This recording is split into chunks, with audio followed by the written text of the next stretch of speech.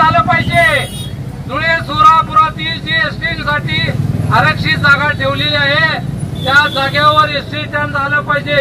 दुसरी आमची मागणी आहे इथं सुसज्ज नाट्यगृह झालं पाहिजे। तिसरी मागणी आमची आहे सुसज्ज महानगरपालिकेचा दवाखाना झाला पाहिजे। आणि आमची दुसरी मागणी आहे सुसज्ज अशी भाजी मंडई झाली पाहिजे।